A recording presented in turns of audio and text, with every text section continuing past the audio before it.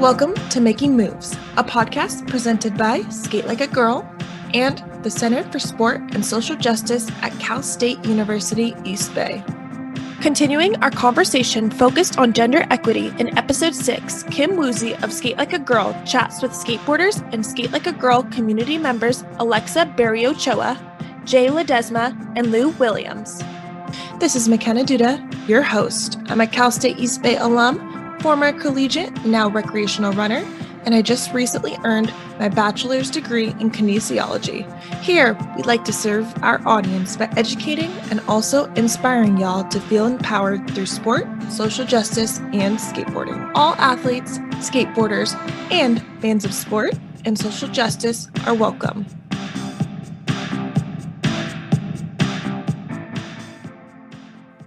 To kick off today's episode, let's take a few minutes to be mindful.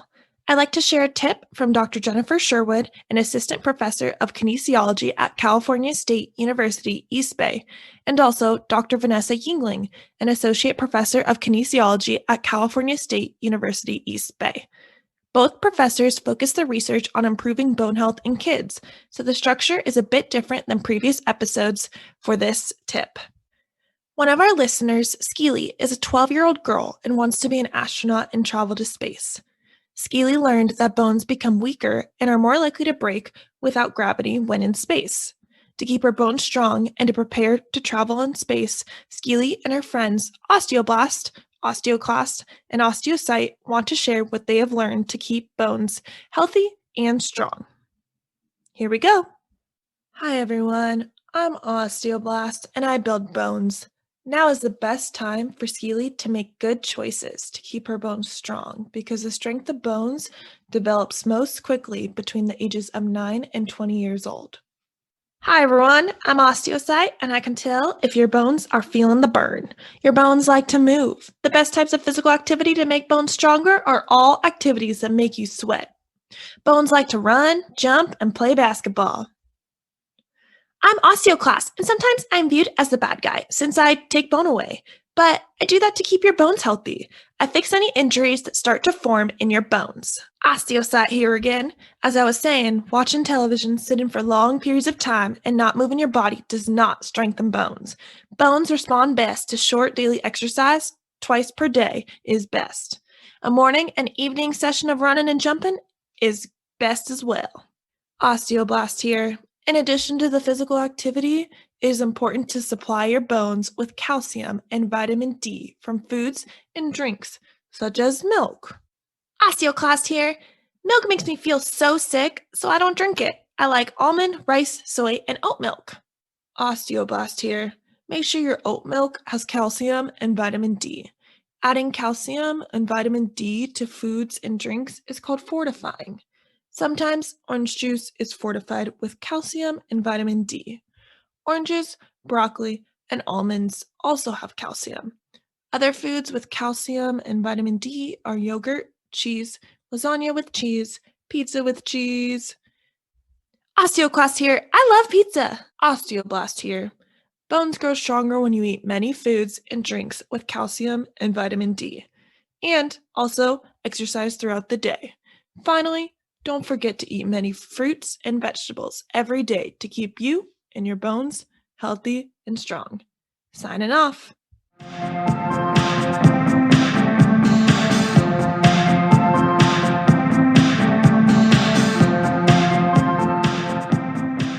When talking about gender equity, we are looking at who is not showing up and participating in sport, and what can we do differently to close that gap. We find it of utmost importance to support all individuals wanting to live an active lifestyle.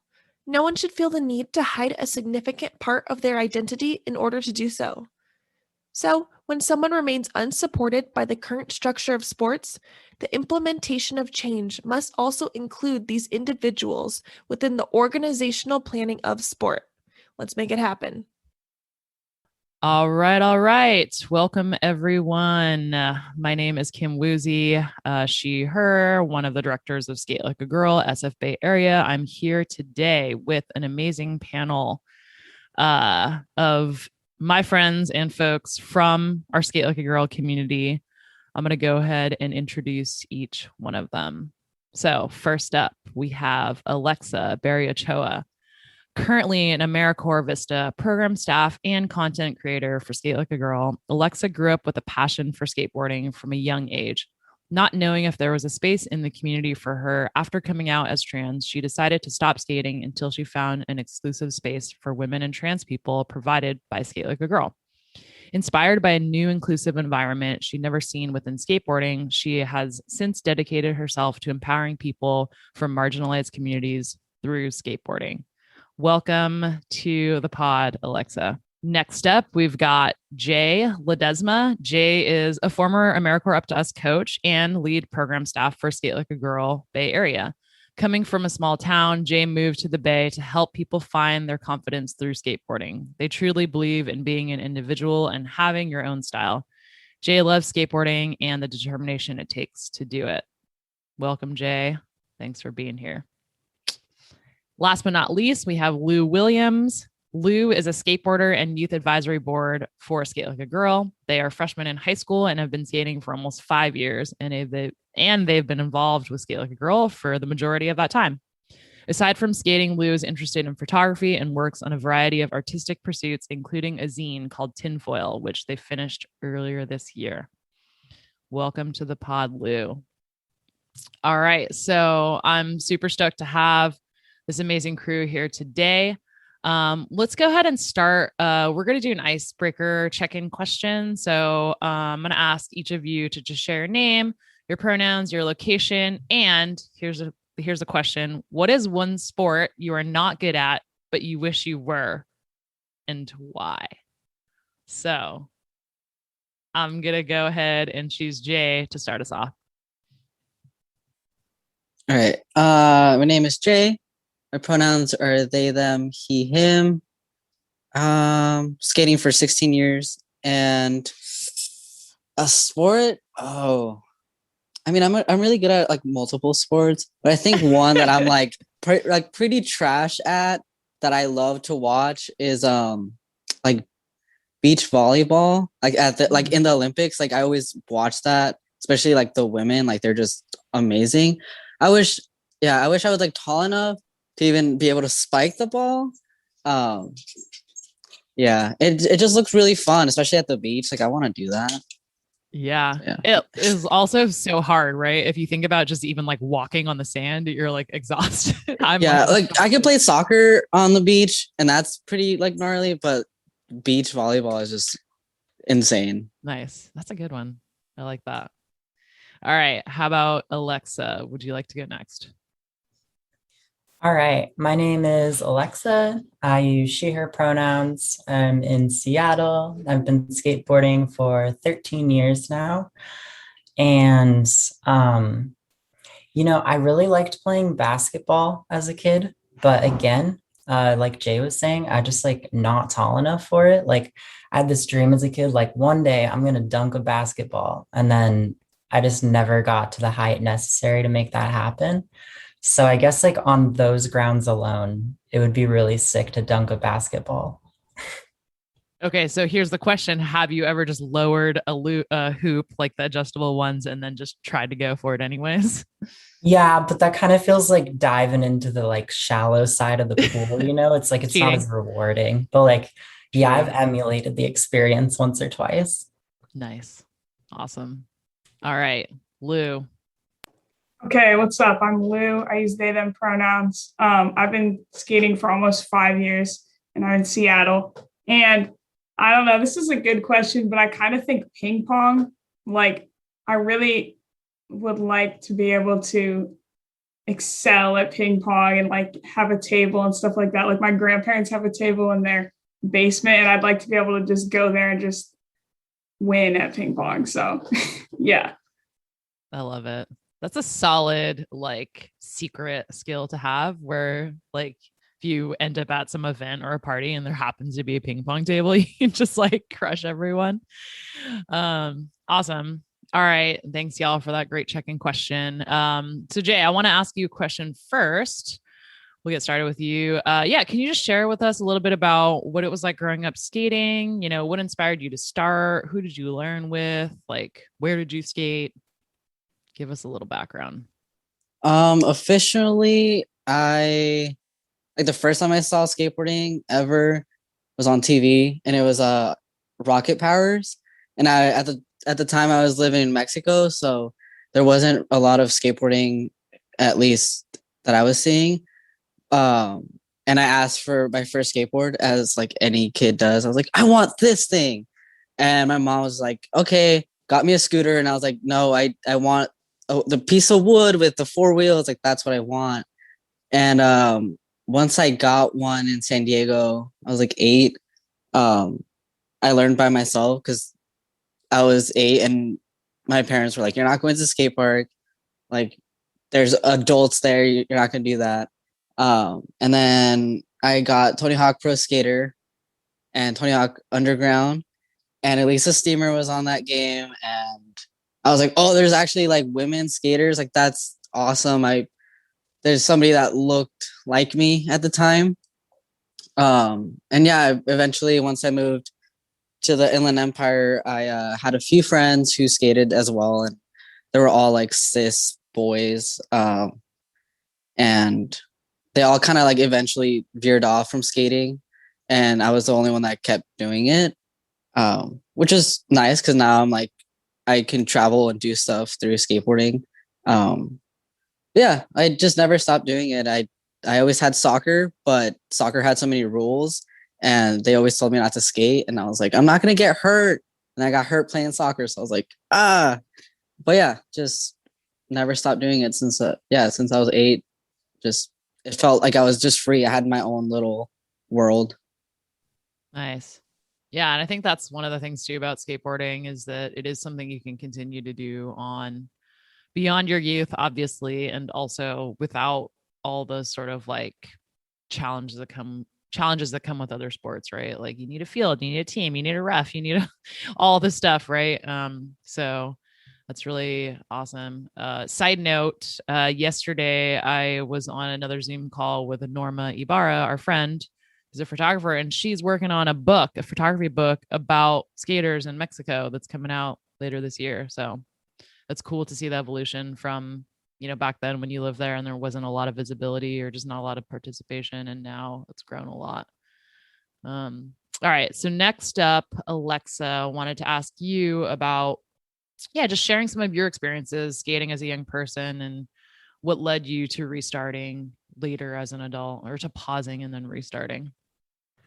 Yeah, so I got interested in skateboarding when I was in like middle school, I think. And so I had a couple of people that were like adjacent to me that were like starting around the same time. And so we kind of just like started hanging out, and like I went to the skate park a lot with them and like made friends with all the other people that were at the skate park. But I was growing up in like a rural part of southern Utah. And so the group that was like allowed to skate in that community was like very small. It was all just like cisgender, heterosexual, like white men and like boys. So that was kind of the community that I had access to. And like, I just remember even like at that young age, like noticing all the toxicity that was propped up in that community. And I was like, well, my options are to skate with these people or to not have a community to skate with.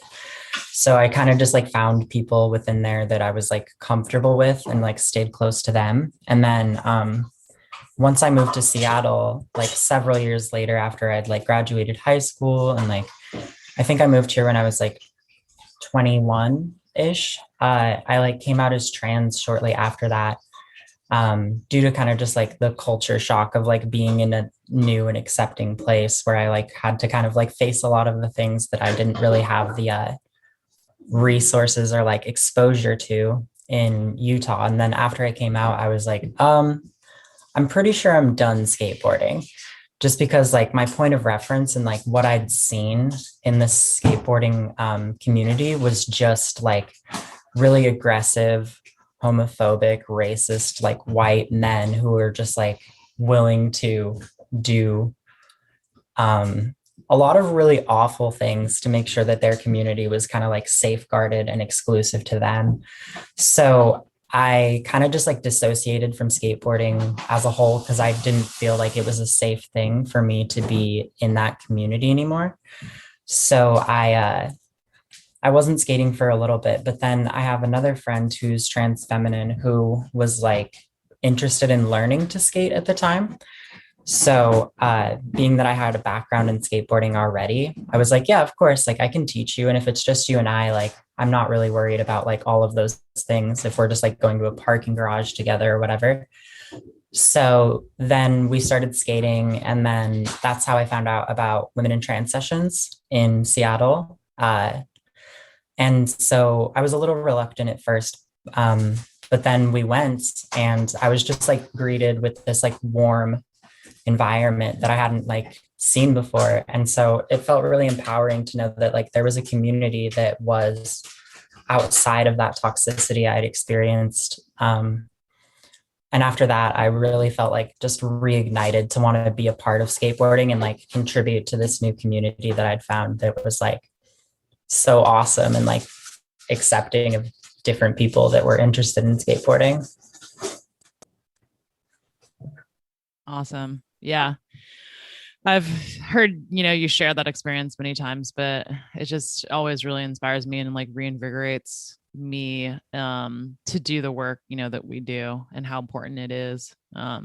Because you're so good at skateboarding, and it seems tragic to me if you hadn't continued or restarted. Because I think obviously for yourself, but also, people get a lot of joy and inspiration from watching you skate, either at the sessions or on YouTube or on TikTok or whatever it is. So really glad that, you refound it. Thank you. Yeah. Lou, tell me a little bit about, how you started skateboarding and, knowing that you're in the Seattle area as well. Like how's that been for you? Yeah, so I started skating, I think it was like the end of like fourth grade or something like that. And I started skating like I live like right next to a dead end, so I would skate there. And then what happened? I ended up going to Jefferson Skate Park here in Seattle. And Skate Like a Girl was doing free lessons there for 12 and under kids. So that was like awesome. And I did that lesson, and then I like kept coming back there, and they were doing a lot of lessons there. So I feel like the time between me starting skating and then like becoming a part of Slag was pretty short. So yeah, I don't even know exactly what else to say, but I always like felt comfortable enough at the skate park. Just like normally I was lucky with that, but I feel like it was comfortable enough. But I think with Skate Like a Girl, that's where I really found like my people in skating, that I was like able to really be a part of that, I guess, if that makes sense. Yeah. Yeah. I mean, I think it definitely makes a difference to have that community from the beginning, right? Because I hear a lot of just experiences where people started and they were amped because it's fun and challenging, but then they stop because there isn't, an environment that kind of like allows them to just continue connecting with folks and having fun. So I love that, you found it as a young person, and now of course you're involved, and hopefully will continue to be. You could be the next Kristen. All right. So this is a question for everyone. Knowing that folks listening may or may not be skateboarders, can you describe why you love skateboarding and what keeps you coming back for more? And let's go ahead and start with Jay. Damn, there's so many things I love about it. I was recently asked like what was my favorite thing about skateboarding, and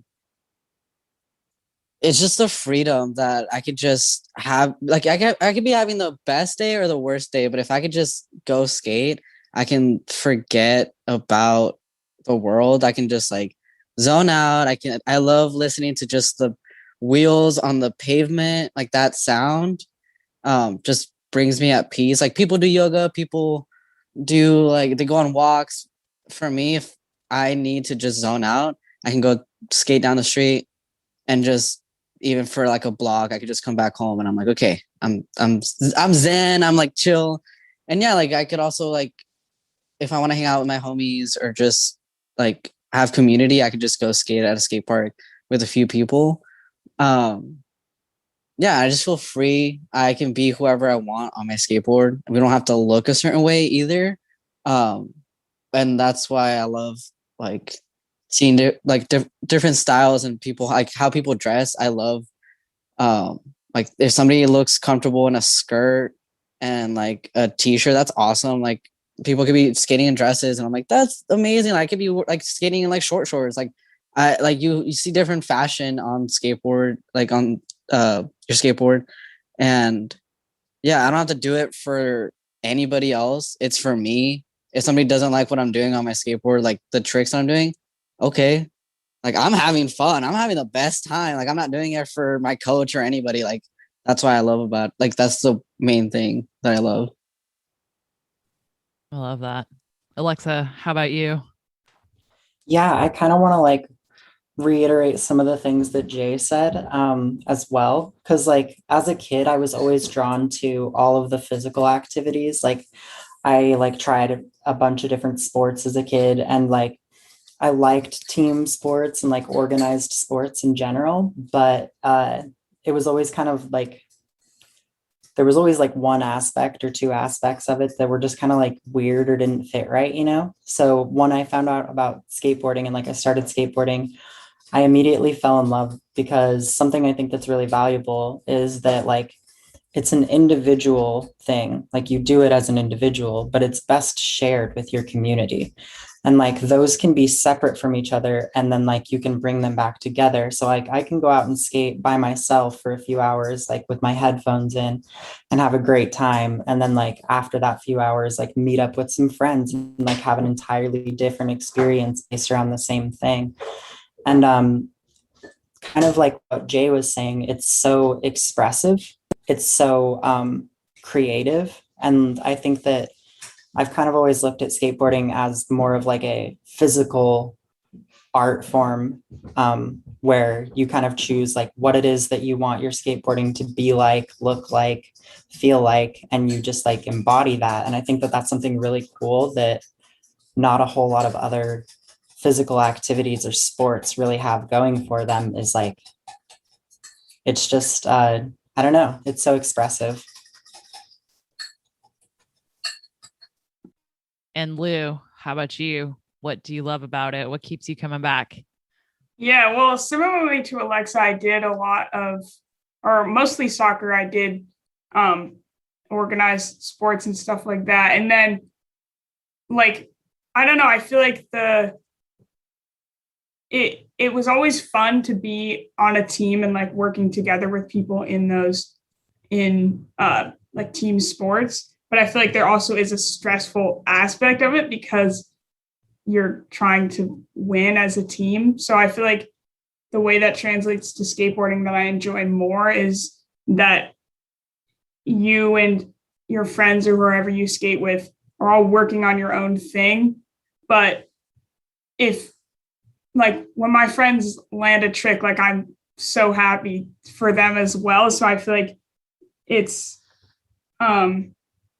like there's not really anyone to let down but yourself in a way. Like I always, if I'm not making my trick, like I'm the one who has to deal with the repercussions of that, I guess. And I also think like, yeah, I like being able to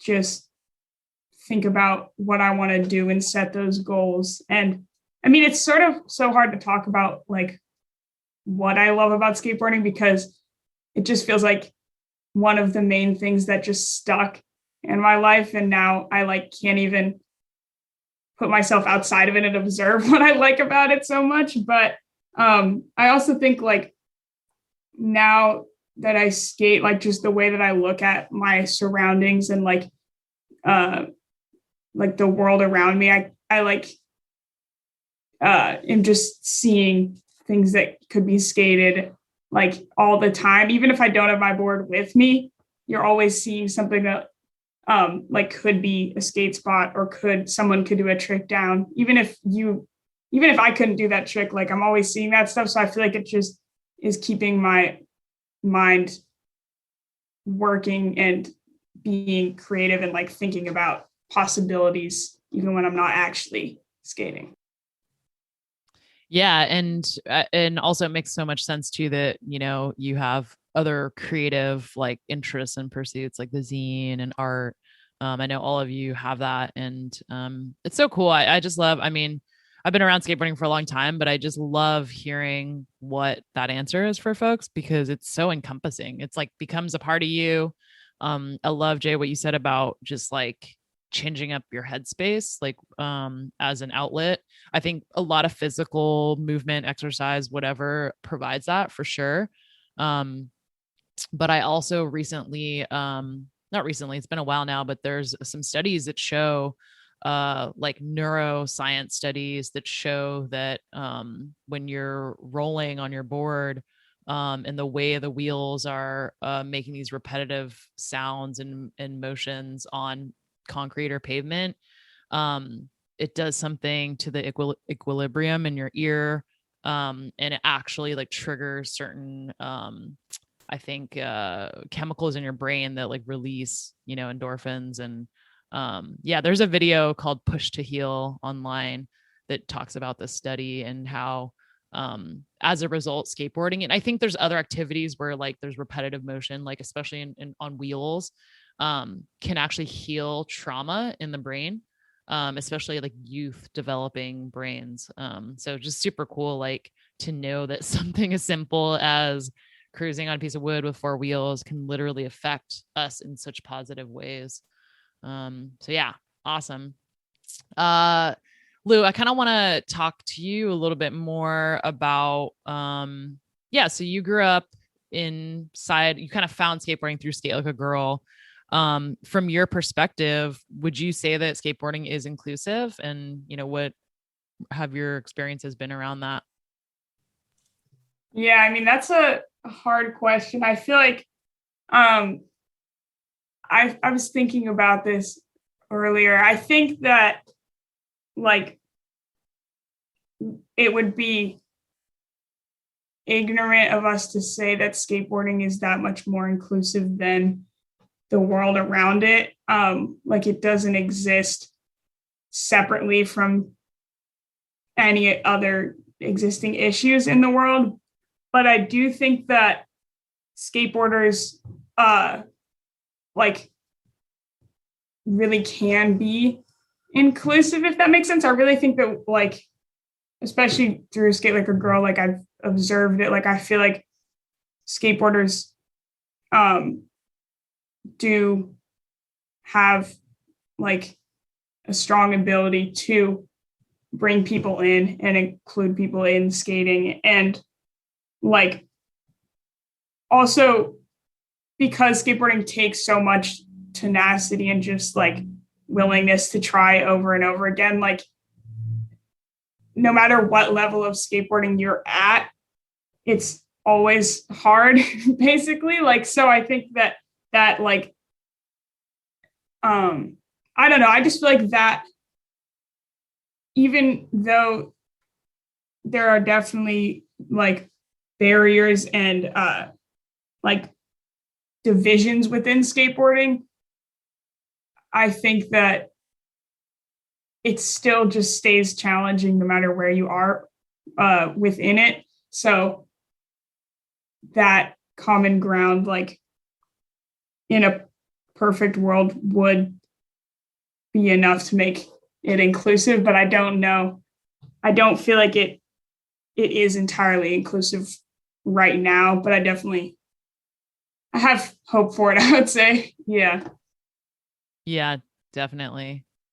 Yeah, kind of what I'm hearing is like, because skateboarding physically is so challenging, mentally too, because it's, you know, there's a lot of fear involved. That aspect does sort of bring people together, because anyone who's willing to step on a board already has a common thread of like being willing to face your fears. And we exist inside of a world, not a silo. Although sometimes at summer camp, at Skate Like a Girl feels like that for like 5 days. And so there are, just the larger issues in society. Jay, what do you think? You've played soccer, other sports growing up. Would you say that skateboarding is more or less inclusive than other sports? I'm gonna say it feels like the same, honestly. Like having the division of like boys and girls, like when you're in school, and then like the women's team and the men's team. Of like I played soccer for like 18 years. So yeah, it like I felt like my skill level. I'm not gonna toot my own horn, but I like in college too, I was just like, yeah, like I'm a little bit better than some of these people. Oh my God, stop. But at the same time, that like the gender, like why am I stuck on this one team with this skill level based on my gender? And I'm not, but technically I'm not as good as the guys. So then that was also a problem in their eyes. And then skateboarding, yeah, like in our Skate Like a Girl, Bay Area, Seattle, Portland, like we are inclusive in certain parks and certain spaces, 100%. But you literally go in any which direction 50 miles away from that, and it's not. Even yesterday, I was at Napa, and somebody used a word that you wouldn't call, like we wouldn't use for transition skating anymore. Which I was just like, hey, we don't use, like, hey, can you not use that word? And that was the situation. Like, and it sucks that we're like, yeah, like skateboarding is so inclusive. And when we're doing stuff, when we're present, when we're doing summer camps, clinics, all of that. But once that's not there, people kind of resort back to what they're like known to do, which kind of sucks. But, and in media too, like anybody's Instagram, like we could be doing like something that we were trying for so long, and like we finally get that trick or that line, whatever, and then people are like, well, you're good for a girl, you're good for who you are. And it's like we just took 5 steps forward and then hella steps back with that just one comment, which kind of sucks. But it's something that we're continuously trying to like not fix, but like work through. And that's also like people's trauma, people's like upbringings that we have to like unlearn to like actually progress, which is a lot. But this is why we love skateboarding, why we love Skate Like a Girl. Yeah. Also, it sounds like why you're committed to, like, you said not fixing. I like to use like word transforming, like why we are all committed to transforming the culture, because it's that important to us, right? It's that important to you. Nice. Alexa, what do you think? Like, how can the skate community, as a whole, be more inclusive for women and trans skaters? I know that's like a long answer, but just kind of some high level takeaways. No, I think it's a good one for sure. Cause I think, I definitely like appreciate what y'all had to say. And something that came up for me while Jay was talking is kind of talking about how like we exist in those like little pockets of inclusivity, right? So I think often we can forget that like skateboarding as a whole is probably not nearly as inclusive as we experience it, because like, you're right, you can travel 30 minutes outside of Seattle and go to a skate park, and it is an absolutely different experience. So I think like one really big thing is that just like being willing to really just like be deliberate in your allyship, whether you're like being an ally to trans people or queer people or people of color. But like we talk a lot about the difference between being like welcoming or inviting. And I think that a lot of people approach this with like, I'm going to make a space that's like welcoming.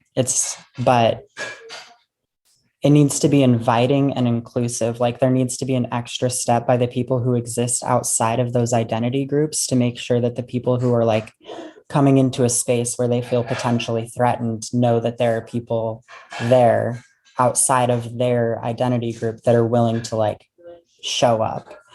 And I think another thing is that like a lot of people learn to adapt as the culture moves forward, but that adaptiveness kind of translates into learning the language and like understanding what to say, as opposed to like having those critical self-interrogation moments where you're like, well, why did I think this in the first place? Or like, what can I do to like make this better?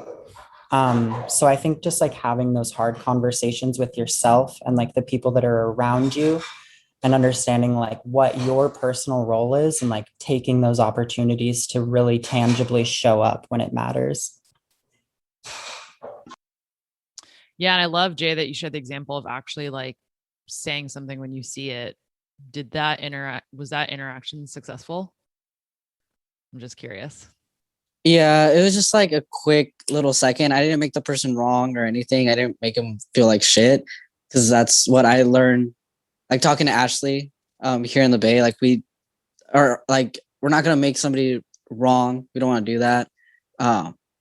It's just a learning. Like maybe they've never like thought that that word can hurt people, and it's also like they get caught off guard because like for me now, like transitioning, being 2 years on T, people see me as like a young boy, apparently, and they're just like, oh, like why are you gonna tell me like this word, it doesn't affect you? And it's like, well, actually I'm trans, like and like having to explain that to somebody for me isn't hard, but it's like, yeah, like this word actually like hurts me if you use it like oh, saying like that.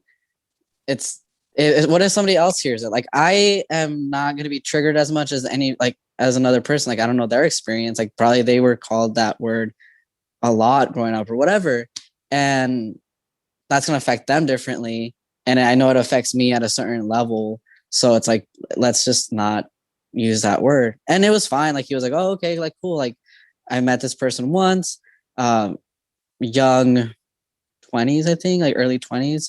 But yeah, like it's those little things that people are like, oh, you like, now that I pass for some reason, like they're gonna be using these words that think that won't affect anybody else.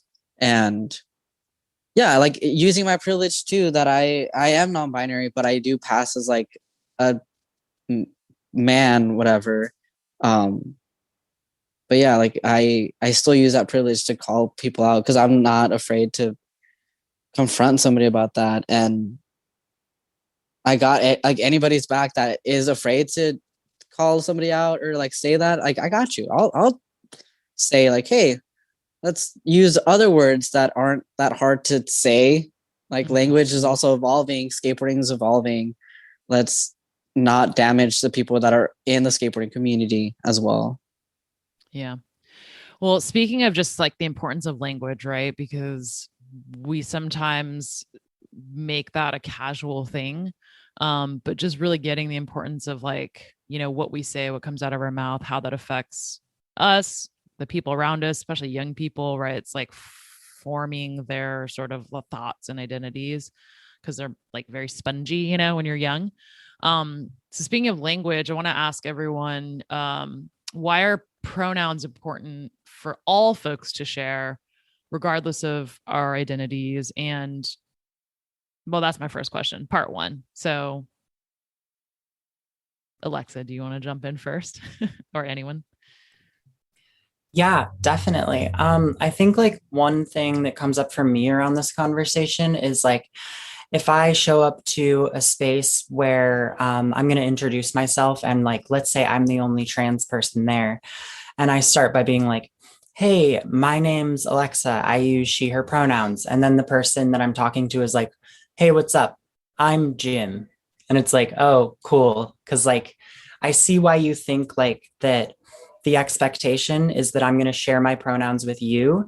And then when I pass it to you, and I've kind of set that expectation by doing so myself, what I see happen when you don't share your pronouns is you're like subtly telling me like, like there's already an expectation in your mind. I don't need to tell you what my pronouns are because I expect you to know.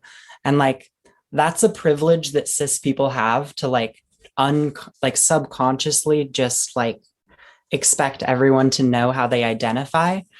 And so another thing is like, if I introduce myself with my pronouns and then someone doesn't like kind of reciprocate that and makes that assumption, that kind of is another indicator that I'm like, I don't know where you stand on my identity as a person. Like, this is like who I'm wrapped up in myself as my identity. And now I have to constantly wonder, like, the people I encounter, is this going to be a problem? Like, am I going to be safe in these spaces? And that's like one of the first like little indicators that I can be like, we might have an issue.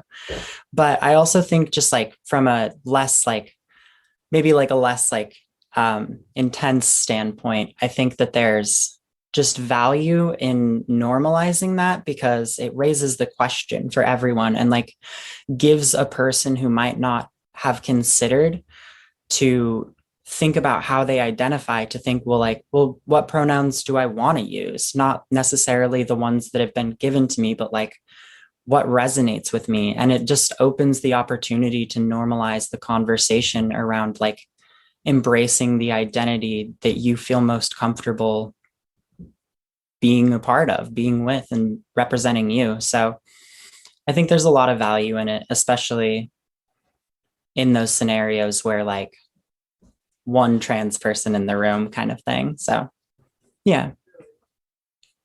So here's my follow-up question. I love that you said the word normalize. So my follow-up question is, should sharing pronouns be mandatory? No, I definitely don't think like if you don't want to share your pronouns, especially because like being that gender is something that it's not locked down, it's not tangible, and it could exist anywhere on an entire spectrum. So like something that is really helpful, I think, like if you don't want to share your pronouns, maybe you're like still figuring out what those are for you, or you don't feel comfortable sharing them just yet, but you don't necessarily want to like deliberately misgender yourself by sharing pronouns that don't fit you.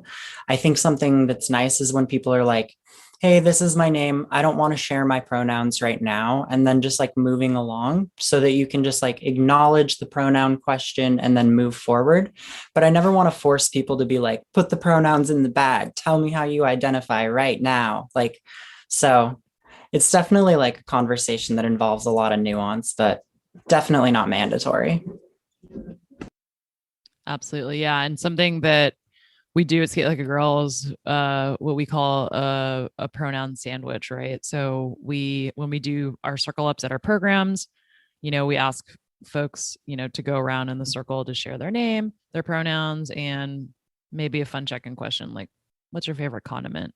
And that way it gives people the opportunity to not share their pronouns if they don't want to, but we know that they're done doing their introduction, right? And we can move on to the next person. And I think that's important because sometimes, when it's just the two questions, name and pronoun, if they don't want to, people are kind of like, wait, but what are your pronouns, right? And then it puts them in this like forced situation. So the sandwich gives a little bit of cushion. So that's a little tip for anyone else out there doing programs or looking to create, an inclusive space. All right. So this is a question for the whole group. What are y'all's thoughts about skateboarding? Is it a sport? Is it not a sport? Anyone can jump in here. How about, I don't know, Lou or Jay, do you all want to go first? Either of you? All right, Jay, go for it. All right. Personally, I don't think skateboarding is a sport. But like, what is a sport? Like, it's that whole like skateboarding exists in its own world. For me, there's no right or wrong way to do it. Like, for me, when I think of a sport, I think soccer, basketball, football, whatever. And they have these rules, they have teams and like this structure. And skateboarding, like even during contests, like contests that been around forever, like X Games and like Street League and all of these other things, like Vans Park Series. I watch those. I love watching contests, but sometimes like the person I want to like place first isn't, or like they're at the bottom. Like how do you judge somebody's run? How do you like have the structure? Somebody can have like a bad day and then like there goes the whole run. I don't think it's a sport at all. If you don't like somebody's like style like that, that's your own problem. Like I don't know how you could consider skateboarding a sport. There are people like new generations that want their kids to be Olympians and like train my kid, and I don't like that vibe. I'm very like anti, not sport, but just that structure that like even some like parents have, like my kid's gonna be the next like so and so, and I'm like, that you're just putting a lot of pressure on them too. Like skateboarding should be fun for the individual and the community. Like you don't see like a community like skateboarding either. And yeah, skateboarding has always been like that rebellious thing, even if it's becoming more mainstream. For me, like I grew up seeing it very punk, very like I like aggressive music. I love getting like pumped up and seeing like some like cisgendered pro skaters that I love to watch skate. Like they'll slam and they'll like do the gnarliest thing, but I'm like, yeah, I love that, but also I want to be safe about it. And other sports, you only have a track record of like, once you're probably like 35, you're not playing soccer anymore, which is kind of sad because I want to be skating until I'm like 90. So I don't think skateboarding is a sport. And that's my opinion. You can do what you want with it. I'm skating for myself and like with my friends. So Thanks, Che. Yes, these are opinions. I love to hear all of them. Lou, what do you think? Skateboarding, sport, not a sport? I don't think that skateboarding is a sport per se. It's definitely very athletically demanding. So I feel like it's definitely a demanding activity. But yeah, I don't really think that it's a sport, but I feel like it is sort of like fun in a way. Like I still feel like contests can be fun.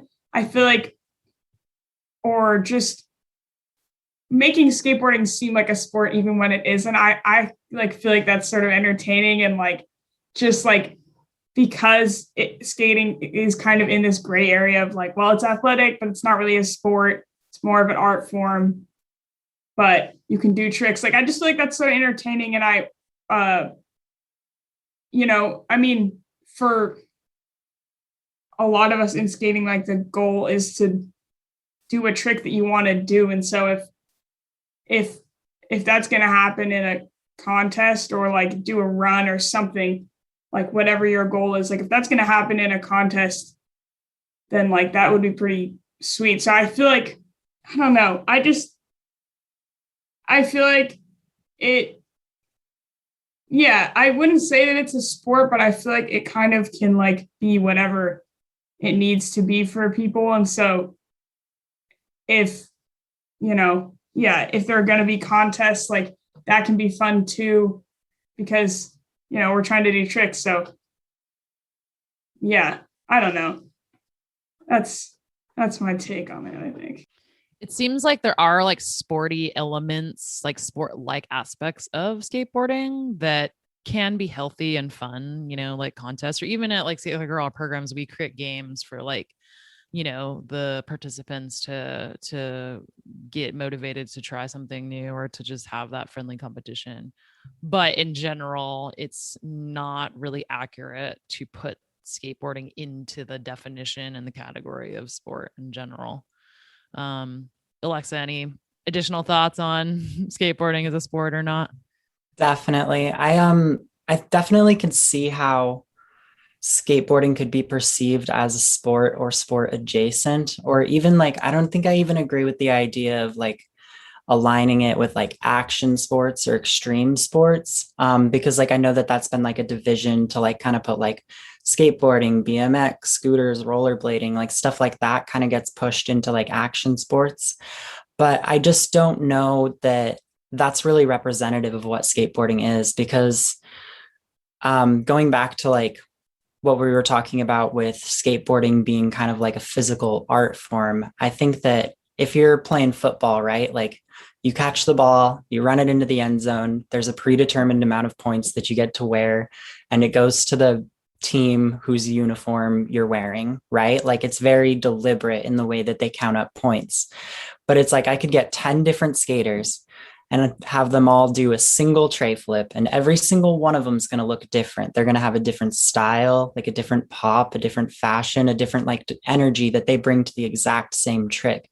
So for me, it's like, how do you assign a value to that? Because like, even if you have very qualified judges that are doing that judging, there's always going to be someone who's just like, I just absolutely don't agree with that. I think this person did a much better job. And it's because like there is no real way to determine a value for something like skateboarding, because there's so many different little subgenres of how you can perform it and how you can do it. So I think that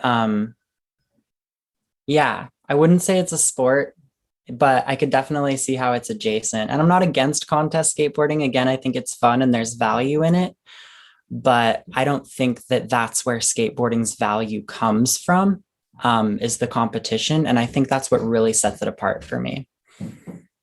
Absolutely. Yeah. It'll definitely be interesting this summer, you know, skateboarding in the Olympics, to see how it unfolds. I kind of think more about how like there's other physical forms of movement, like maybe dancing or like break dancing or something, or even ice skating sometimes, where it's like a panel of judges giving you 1 to 10, and how there's a lot of controversy around the judging. And actually sometimes that does make it even more of a fun spectator thing, because it's like dramatic and people want to argue with the judges and stuff. So it'll be interesting to see like how that plays out. I want to ask everyone a last question, inside of sort of, you know, this new chapter of one aspect of skateboarding, which is competition. Again, only one aspect, not everything about skateboarding. I mean, it's not what I hope this summer with the Olympics is that, I don't know, I hope that more people get to see it and choose to try it because they think it's fun. But I wish that, I hope, and I believe this will happen, is that it doesn't take away from the true root and culture of skateboarding, which is not driven by competitions. But what I wanted to talk about is that the IOC has, you know, these rules about eligibility for trans athletes, right? For all sports, not just skateboarding. And I found this sort of like set of recommendations or rules or policies or whatever. And it's actually kind of old. I think I just did a quick search and it was from 2004. But I wanted to read you all what this says and get your thoughts on it. So I'm just going to read it. And I quote, this is from olympic.org, the website. The group recommends that individuals undergoing sex reassignment from male to female after puberty and vice versa be eligible for participation in female or male competitions, respectively, under the following conditions. 1, surgical and anatomical changes have been completed, including external genitalia changes and gonadectomy. 2, legal recognition of their assigned sex has been confirmed by the appropriate official authorities. 3, hormonal therapy appropriate for the assigned sex has been administered in a verifiable manner and for a sufficient length of time to minimize gender-related advantages in sport competitions. And in the opinion of the group, eligibility should begin no sooner than 2 years after gonadectomy. And then there's like this other note about like how it's up to each federation. But all right, I'm opening it up for opinions. This is real talk moment. Ready, go. Rule number 1, genitals. Like literally just first thing, just absolutely like, for me, like, the thing that really bugs me about this question that always comes up for me is like, take away the idea of transness in sports already. Like, how do we separate sports just already as we do it, right? Well, there's brackets and divisions for like what you're going to go into. There's often like different weight divisions, different ability divisions, different height like setups. So it's like we're already dividing sports by putting people in like similarly placed brackets.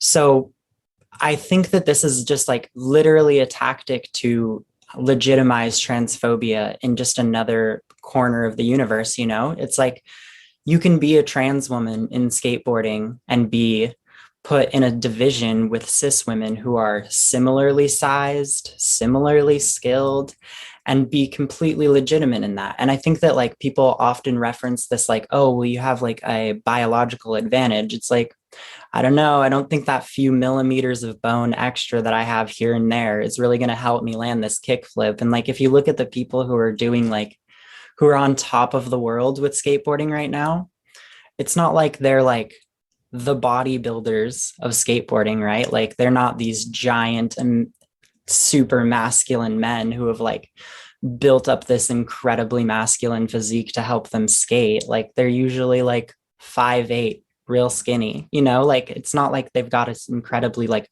biological advantage. So I just think it's a really clever way to wrap words around deliberate transphobia in sports. Jay, do you want to comment? Oh, of course. Yeah, the first thing, it's like genital, like also like I am non-binary. So it's like, even if I wanted to even consider being an Olympian in anything, like what, there's not gonna be a third option for non-binary people. Like, how are you gonna even throw us in there? I am on hormones though, so they would be like, oh, well, we're gonna consider you a man, and like now you have to have all of these surgeries. Like, yeah, for my personal body, I am working on getting top surgery, but that's just for me being comfortable in my own body. I don't want to be a man. Like, I don't need any bottom surgery. I don't want any bottom surgery. If I do eventually change my mind, that's on me. But that's not going to affect me doing this sport or skating. Like, that makes no sense. And also, like, you have to be a full trans person. Like, that, these rules make no sense. Like, how do you categorize something like that? Like, a trans man, there's trans men, trans women. Like, they don't want certain like surgeries. Like, why do these surgeries give us like our identity or like qualify us for being like trans? Like, that makes no sense, let alone like in skating. Like, yeah, how Alexa was saying, like these like cis guys that are skating, like they're not like super built dudes. They're like 5'8". Like, why are these like requirements part of what we're doing? Like, it like doesn't make sense for us, but for certain people that are making these rules, they're like, yeah, if you're gonna be fully in these, like in the Olympics, you have to be a full representing like stereotypical passing person. And I don't like that. Like, that's bullshit. And also, like, yeah, for non-binary people, like having non-binary people that skate that are pros that were considering doing the Olympics, like if they're saying no, that should give the Olympics like a pause, like, hey, we should kind of like take a step back and actually listen to the people that are doing these things. Yeah. Lou, what do you think? Yeah, I could add to that. I mean, I feel like, yeah, it's so, I don't know, a couple things. Like, one of them is that, you know, skateboarding is so mental. Like, that is such a big part of just what makes someone talented at skateboarding, is their ability to overcome fear, basically, of doing tricks. So I feel like I just feel like those rules are kind of overstating how like the physically demanding aspect of skating. It definitely is, but it's so technical and it's so mental and like thought out and stuff. And then the other thing I would say is just like, I feel like those sort of rules, like Alexa and Jay were saying, like they hold up, I would say like I would say they hold up just the ideology of transmedicalism and like just, you know, yeah, as you both were saying, like just the idea that you need to basically transition into a place where you can fit in, I'm using air quotes right now, with cis like just cis normativity and stuff. So also like I've in my experience, I feel like once I came out as trans, like I was realizing that there wasn't really a space for me anymore in the sports that I used to do, like in soccer, because it's gendered.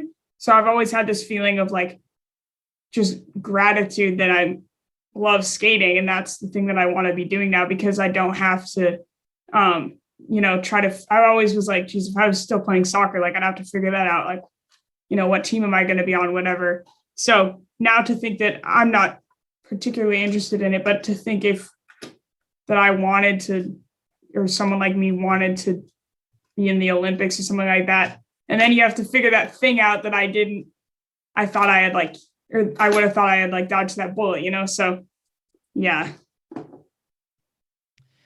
Yeah, it seems pretty clear that based on these policies, that, let's not forget, or I don't think anyone's forgotten this, but the Olympics is part of a very, very old system, right? A patriarchal structure that was invented a long time ago. And it's very clear how there's going to be sort of this clash with something as young as skateboarding. And it'll be interesting to see, how do they close some of these gaps, or maybe if they're willing to evolve, right? And something you all talked about, which I attended a training workshop from Athlete Ally. And what they had pointed out, which I thought was really important, was that they're just a lot of those arguments around like size and advantage and all that stuff. Like those are just people's opinions as well. There has not been research, substantial research to even prove any of those things. It's all, again, like inherited conversations from the past of the system that we're in, that like a certain body, like if you're bigger, you're stronger, or if you're this, you're that. Like there's not enough research when it comes to trans athletes and participation and performance edge and things like that even validates some of those opinions. So I think that's important to remember, and just also checking our own biases. Like who told it? Did some coach tell me that I, can run as fast as the boys when I was growing up or whatever. Right. And is that actually scientific and factual or not? Something to think about. But I think also just what's exciting about skateboarding is that we're seeing this massive increase in participation over time. And there's a reason why people and adults, even especially in this past year, are choosing to try skateboarding on as a form of physical and mental exercise, creativity, self-expression, freedom, all these things, because it doesn't have the existing confining, suppressing structures that other traditional sports have had. And I think like yoga is probably a great example where similarly it is just at the end of the day, if we can move our bodies and that improves our mental and physical health, then yes, like that's something people will be continuing to participate in over time, and more people will discover it and love it. So I think my kind of hope, and thank you all just so much for your honest feedback and being real with this, is just like, is the future of sport, which skateboarding is sort of leading the way here. The future of sport, even just less the word sport, but more about just movement, connecting our minds and bodies, having these activities or cultures be all encompassing, all genders, all gender identities, and then expansive really is the word that comes to mind, is that whatever we think today could be different tomorrow. And that's what I love too about skateboarding itself. Like the type of moves and tricks that people were doing even 5 years ago, 10 years ago, 20 years ago, for sure, is different than today. And it will continue to evolve tomorrow. And I think my hope is that that can also, that evolution can also be applied to the identity aspect of our community. So I think either way, it's an interesting time. There's a lot of opportunity to have these complex discussions. I'm going to be watching for sure, the Olympics either way, because a lot of our friends are going to be there, and it'll just be an exciting time for everyone. So I just want to thank you all so much for your time today. Jay, Alexa, and Lou, really appreciate all the work that you all do in our community, for all the folks that you inspire, at our programs online. Any last shout outs, closing statements, maybe where folks can find you if they want to find you or learn more, Instagram, zines, anything like that?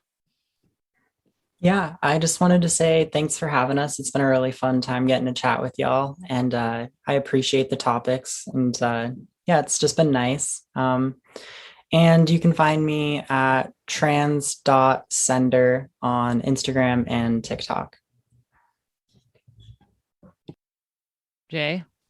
Yeah, thanks for having us. And it was a great time talking about these things that are constantly evolving and that are part of our lives as well.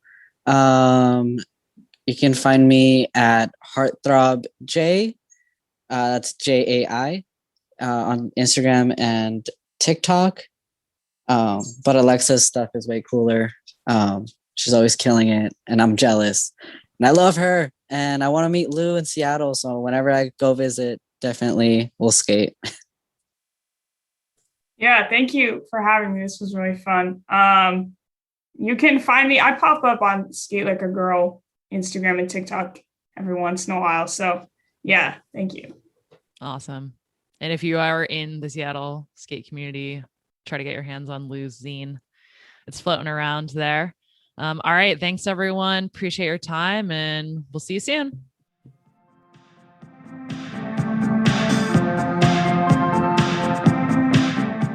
This podcast was brought to you by Skate Like a Girl and the Center for Sport and Social Justice at Cal State University East Bay. It was produced by MaKenna Duda, Kim Woozy, and Kristen Ebeling. The music is by Marby Miller. A big thank you to Dr. Matthew Atencio and Dr. Missy Wright for their support.